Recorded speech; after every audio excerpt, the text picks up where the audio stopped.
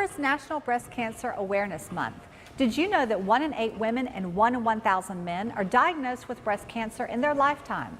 I'm your host, Avery Brooks, and today we are talking about breast cancer awareness, prevention, and treatment options. Stay tuned as we hear from the doctors at Southeast Georgia Health System who are experts in this field. It's all coming up next, right here on Golden Isles TV.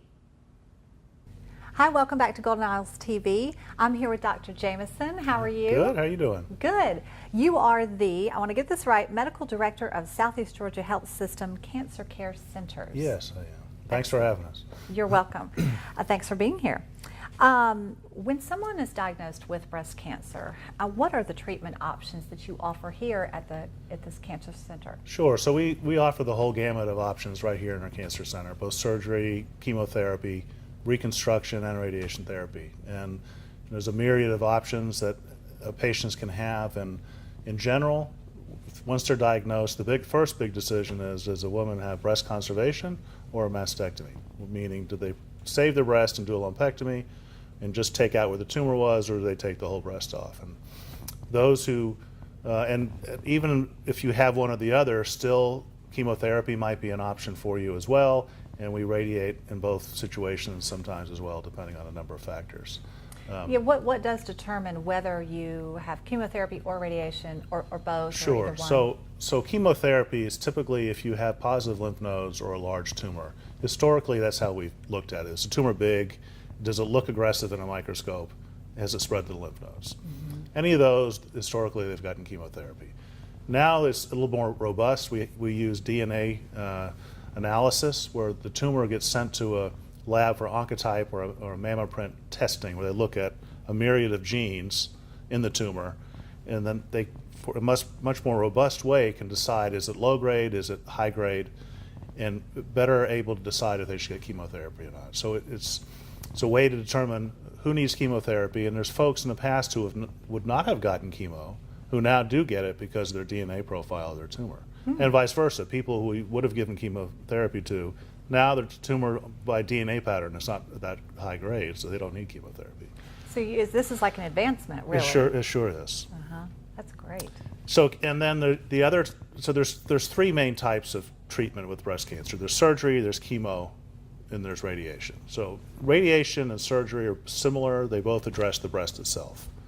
Systemic therapy addresses everything else. So breast cancer can come back here or it can go somewhere else. And so the role of systemic therapy, which is chemotherapy and hormonal therapy, is in addressing systemic problems. So women who, when they first get diagnosed, one of the big things they look at on the actual cancer cell is, does it have estrogen receptors on it? And if it does, then pills and injections that block estrogen production or block estrogen binding to the cell greatly decrease the risk of it coming back. And so it's a good thing if they're estrogen receptor positive, is how we say it. Then there's a pill they take for 5 years that helps reduce recurrences. That's in addition to chemotherapy.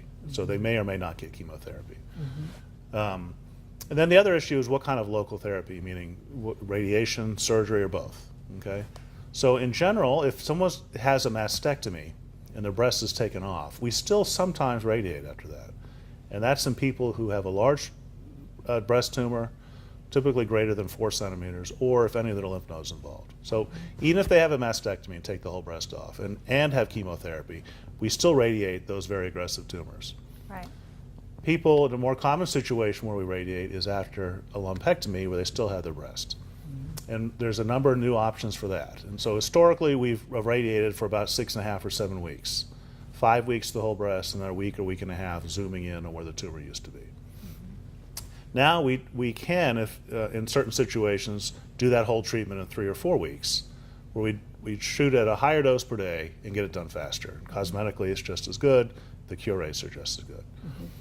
And also, in addition to that, there's more and more criteria. There's more and more criteria for treating what's called accelerated partial breast irradiation, where we treat everything in 1 week. So not 7 or not 4, but just 1 week. Wow. And that's in women who had a lumpectomy. Their tumor's small. They have clear margins around it. It's not real high grade, and their lymph nodes are clear. Right. And so in that subset of people, If they were to have a recurrence, the most likely spot is right near where the tumor was.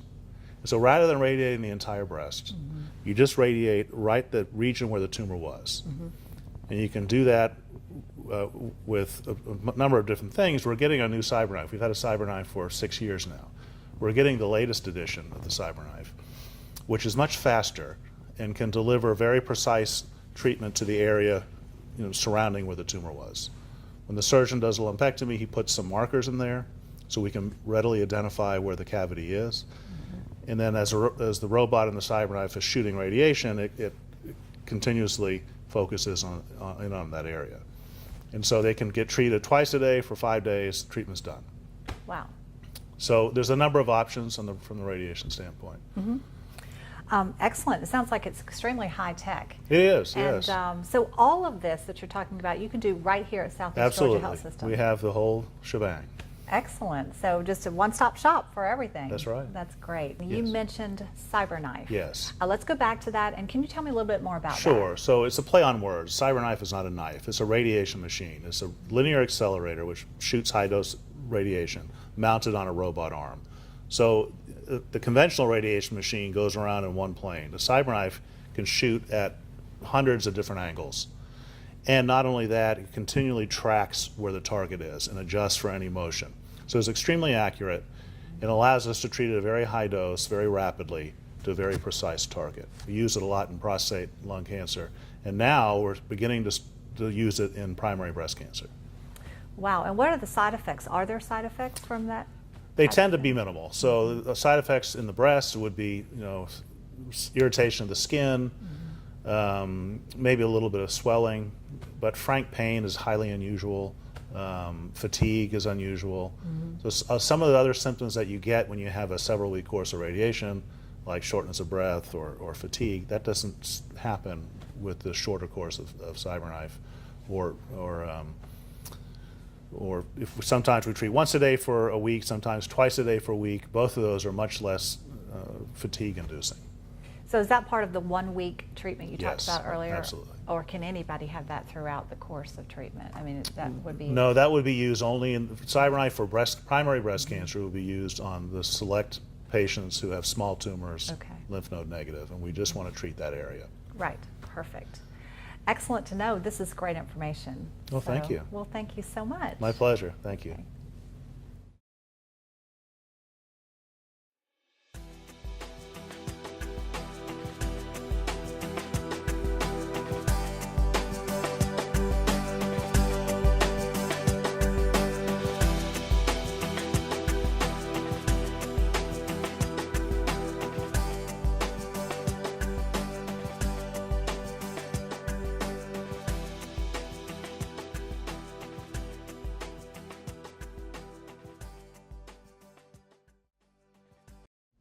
October is Breast Cancer Awareness Month. So remember, ladies, get your mammograms. But also remember, Southeast Georgia Health Systems are here for you any time of year. They're your local healthcare provider here in Glenn County.